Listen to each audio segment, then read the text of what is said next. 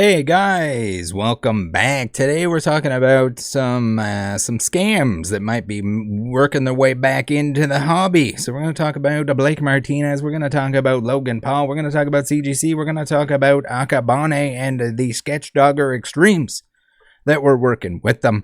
We got a whole lot of stuff to be on the lookout for. First up, Blake Martinez saying, looking for someone with endless supply of trading and sports cards. Got something big brewing, with the double eyeball emojis. For anyone that isn't familiar, that wasn't around, one of the biggest fraudsters to ever exist in Pokemon cards, in my opinion. These videos are my opinion. Form your own opinion. I'm going to show you why I think so. And I mean, we got giant video series for all of the stuff that we're going to be talking about today, so watch that, form your own opinion, do additional research, and if you find anything that I haven't, please reach out and let me know. Why? Please, guys, please, anyone, everyone, please do not let this guy back into the Pokemon sphere. So, of course, I gotta be a smartass, and I'm going to reply to his story, and I'm going to say, what for? If anyone doesn't remember, there was one point in time where him and Blank we're working with CGC, working directly with Matt Quinn. According to my sources, none of the parties involved wanted to discuss it, so I would imagine that if it wasn't true, if they weren't doing that, they probably would have just been like, no, you're crazy. We weren't working together. So is this some kind of mystery product that he's coming up with? Maybe he can be a secret dude on the outside, but I mean, it's weird. So there is a possibility that he's just trolling here. But you never know, because he's apparently, according to Google, this man is a free agent. What are we doing here? We got stuff off the screen. Professional videos here on the channel. All right, next up, what we got? What we got going on? We have the playlist. So if you want to know what happened with Blake, the NFL player turned Pokemon scammer, leading a rigged gambling organization, employees, all of them doing it. Much evidence. So when people are like, hey, Rattle, why do you hate Blake? Why do you hate whatnot? This comes to mind because they enabled the entire thing. And I think only by absolute necessity did they remove Blake from the platform. So we got a nice little example here of some of the rigged gambling. It was largely rigged gambling, where they could switch it up. They could con you into thinking that you had a fair chance at winning the prizes in the background by matching one energy with the next one. They figured out that they came out in a certain sequential order, that order repeated, and that you had no odds. You had 0 odds of receiving that prize unless they decided to switch up that order and let you win. So, whoop-de-doo. Seat. Video time. Let's hear it. Let's see it. There's 30 easiest one to hit. 2, 1, Water Boy, NFTs in. 1. Oh, payment failed. So you can see here that they are essentially pulling all the cards out in the same order. That is because the videos are synced up to show that there was a set order. They weren't even tactical enough to switch up that order in any way. They just took them straight out of the case in the order and said, hey, You match that one. You match that one with the next one, and whoop-de-doo. You notice they take them off screen too. You wouldn't want to leave them on there, because then if you fan them out, people would catch on to the scam.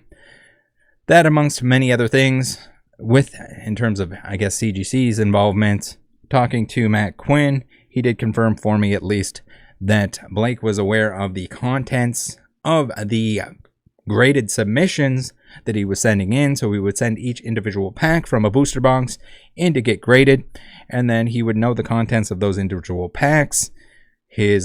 One of his employees told me that Blake was saving the best ones until the end, and anyone that isn't familiar with that scam, it's a similar scam in most cases, that if you have the best thing till the very end, you always have that big thing for people to pay extra all the way along the line. Standard shit, standard scam, standard whatnot, and whatnot. Rattle, why do you hate the whatnot so much? This is why I fucking hate whatnot so much. This and many other examples where they do not make it right for the customers that got scammed on camera by Blake. God knows how many. Probably all of them. Anytime there was any sort of gambling, I would assume that Blake was scamming people with that gambling. We've seen so many examples. How is it that every single instance of anyone that ever purchased anything, when it's match the energy, guess the energy, anything of the sort, any gambling game whatsoever, which seems like most of the things that he sold, it should all be blanket refunded. So here they like reluctantly say, hey, we found some wrongdoing, but without saying that, hey, Blake was scamming all of you as we're using him for advertising, as his best buddy Craig was giving him a free pass. And the thing is, nothing was done. Nothing would have ever been done, in my opinion, if it wasn't for mainstream media picking up that Whatnot was just a giant scam being run by scammers, with Blake being the biggest scammer of all. They didn't want to get rid of him, or they would have with the countless reports prior to. And now he's not the only one that was scamming on there, and he hasn't been since. This is the most disgusting part, where they say, we have refunded all buyers impacted by the infractions. If you believe you were affected by an incident on his streams, please submit the details here and we will investigate. So like even in its own statement, it contradicts itself, because they said they refunded everyone. They didn't refund anyone at that point in time, as far as I'm aware. And then they're saying here, if you were impacted, please submit details. So what if everyone was already refunded for the infractions? Fucking gross. Absolutely gross. We're going to do the quickest link tree of all time here, so we can get into the Logan Paul stuff. We got PSA Pikachu, Securus Card Shop, Card Market.ca, Catch 'em All Collectibles, a collector app per tracking your collection, discount codes for the stuff that I use and recommend, and affiliate links here so you can click before you shop to support the channel rather than send me money. Buy something for yourself that you're going to buy anyway. Now, Card Market, thank you once again for sponsoring in this crazy market. Reminder that singles are the better option, especially if the price of, if you got to wait in line for 24 hours, if you got to pay triple MSRP from Scalper McJoe, that's all it might be. All right, we got Logan Paul. Please, Logan Paul, go away from Pokemon altogether. Stay away from forests in Japan. Stay away from Pokemon cards. Just go find something else to do, please and thank you. So recently he's been fingering some packs, which he shouldn't even be allowed to do, but he's been fingering them. Here on an Aiden stream, they allege, or they indicate, that there might be something coming up. Maybe more of those Logan Paul box breaks, the fucking stupid ones that he did, where people paid too much money for the first edition packs. And then we have, I know what you're saying, Rattle, we all think that Logan's a scammer too. We've seen the ConfiZilla videos about all the crypto stuff, about all the stuff where he doesn't know. It went over his head. And while that might be the case, we have the fake case. The fake case that I believe that Logan knew about, that Shine knew about, that everyone from the get-go, from the top to bottom, knew that this thing contained fake booster boxes. I think every single one of them knew that this was a fake case. I made videos about it. It got to the point that the public did not believe that the contents of this case were real. They ended up opening it. It turns out they opened it. The people that were there to open it, one was supposedly part of the scam, but they brought him anyway. But then they were out partying afterwards, talking about Michael the Pokaju Goldstein. Absolutely unacceptable. Not to mention the fact that it was destined for a certain liquid marketplace, which would be the perfect spot for a fake case that you don't want anyone to ever open. All the value is in the sealed case, right? So you slap that in a vault, you sell fractional shares of that. You never sell enough fractional shares that anyone can possibly sell or remove that case, and it's the perfect scam, right? Perfect scam. So that gets real shady. But not only that, we have the $3.5 million sale that was a fake sale. Not a surprise. Fake sales are going to happen. Very sketchy in itself that you would even sell fractional shares of something that you faked the sale on, because then you're faking a value to something, a value that was never paid, that was never going to be paid. And you have Shine, the person that supposedly, or according to Logan, sold the case to him. That $3.5 million not only was never paid, but it was never intended to be paid. It was supposed to be put on that sketchy platform. So you'd think, Rattle, surely you showed them that it's fake. Logan was claiming that you saved him $3.5 million. Surely he would trust you if you told him that the liquid marketplace platform that he's promoting is also a scam. And no, he ignored my warnings there. So did Shine. Again, I believe that that's because they were all in on it. They were all trying to make a quick buck at the expense of investors and at the expense of the people using the platform. In Logan's case, the expense of his audience, or the people that don't believe that this is going to be the God knows how manyth scam in a row, where he's promoting something and it turns out to just screw over everyone involved. Crazy, right? And it all turned out to be a very, very real, very scam. Worse probably than I even anticipated, but again, that's looking from the outside. It looks like a scam. You point out to him, hey, it's a scam, and that's why I don't trust anything that Logan does, and I hope he stays the fuck away from Pokemon cards. All right, what we got now? We got some gem rate numbers. Everyone's favorite company, who's speed running as many bad things as a grading company can possibly do, as many bad people as a grading company can possibly work with, in order to get the numbers that they need to play with the big boy. PSA. Not the PSA is innocent. I think there's much more that they can be doing to prevent fraudsters in the industry. Same with Beckett, same with SGC, same with all of them. I think, that, again, reminder, you guys need to be more of an expert than the person that put your fucking card in plastic. You don't want to hear it. A lot of new people don't want to hear it. A lot of people that have money sunk into company ABC, XYZ, LMNOP, they don't want to hear that. They don't want to hear that that company that they sunk all that money into is just a low-wage, minimum wage employee that's spending 30 seconds looking at a card and often grades fake cards, often grades altered cards, often puts the wrong grade on the card itself. It's going to happen. You need to be the expert. You need to look at the card. You need to make sure it's authentic.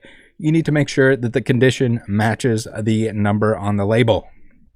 If you don't like hearing that, it's because you're dumb and you need to spend some more time with your Pokemon cards. It only takes like a couple years probably of heavily researching, looking into, buying, pricing, all that stuff before you should be more of an expert than the person that is getting paid minimum wage to sit there all day, every day, typing in a number for a card. It does not take long. It takes commitment. It takes some sort of ambition. But you should know all this stuff. I've shown countless examples on the channel here of how you can identify fakes, how you can identify altered cards. Be careful. Be careful out there, whether it's graded or not. Signatures, all that stuff. Just be overly careful and you'll have a much better time. The channel is filled with all of the bad stuff in the hobby so you can know what to avoid. And it's going to make your life that much easier, that much better. I promise. So what's going on here, CGC? This looks like a little bit, it looks like a similar project, you know, the one that they did where they did all those junk slabs. They just like mass graded the living hell out of junk slabs in order to put into mystery products. It looks like it might be one of those again. And from as far as I know, Blake isn't involved in this one, but it wouldn't surprise me if that's what he's working on. If he's mass buying cards, I don't think he's going to, I can't imagine a world. I mean, I kind of can. And the saddest part is I kind of imagine a situation where Whatnot lets Blake back on the platform.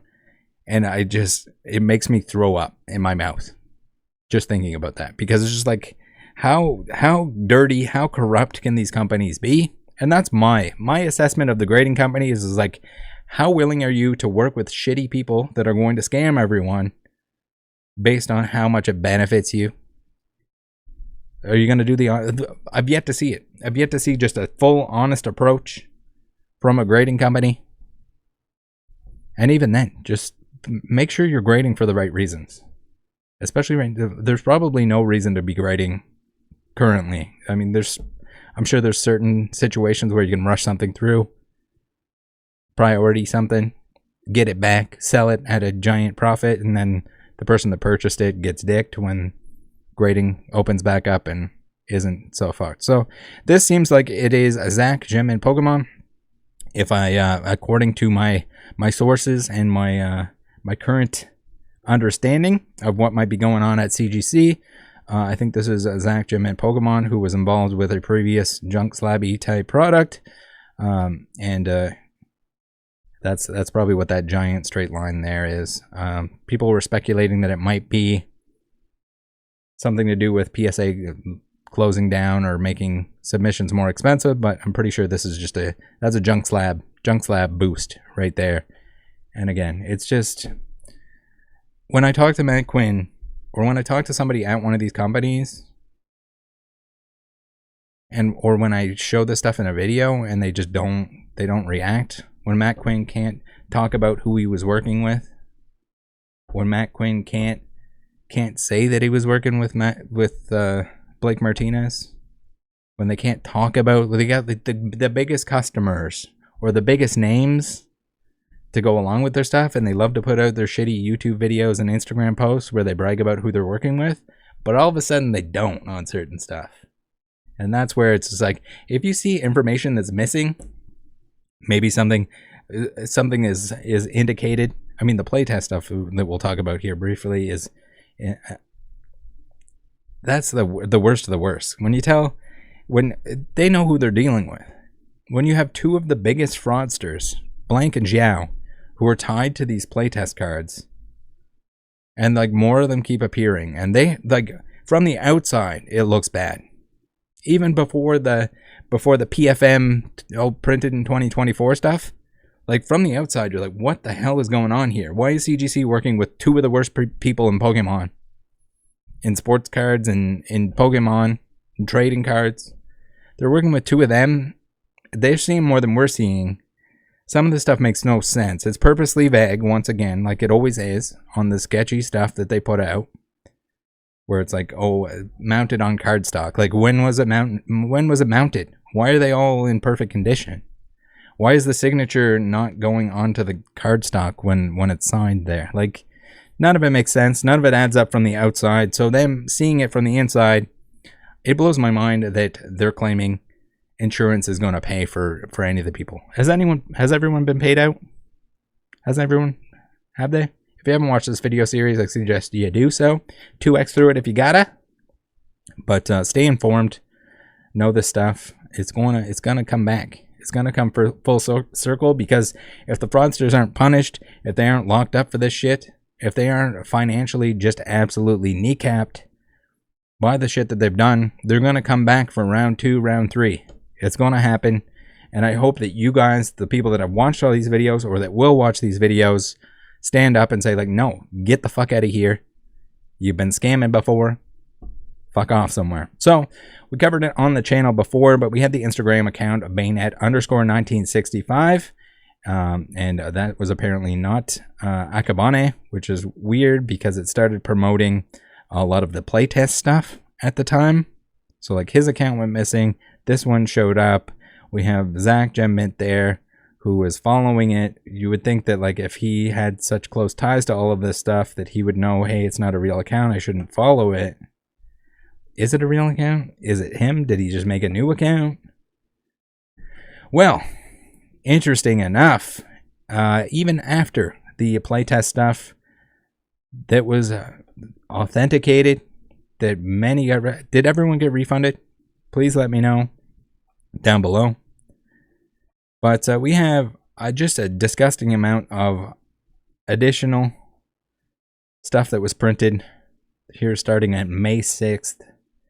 More test print stuff. So Akabane, or whoever's pretending to be Akabane here, posting more playtest things. So I don't think this saga is over in terms of what's going on with this. Again, I hope that the FBI investigation goes just swimmingly, and they expose every single person involved here. I hope every person is punished to the fullest extent that knew that this shit was fake. And I think there's way too many people that should have known or did know.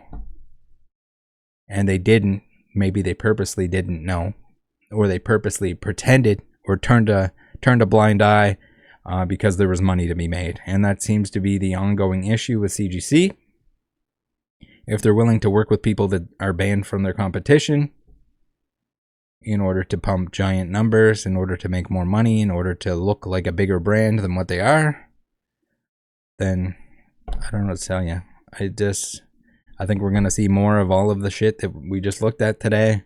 Be on the lookout. If anyone has additional information on any of it, do reach out and let me know. Thanks for tuning in. See ya next time. Look out for each other out there. And my God, I hope people stand together and just put these fucking idiots on blast if they ever try to touch anything else involving Pokemon or trading cards, sports cards of any kind. Spread the word. Share the video. Make sure everyone knows, especially the new people that weren't around for this stuff. It's not good. It doesn't look good, and it's weird that the boom has taken this long to attract the fucking shitty people that should have been gone forever from the Pokemon hobby, not gone forever like a cryptic evil way.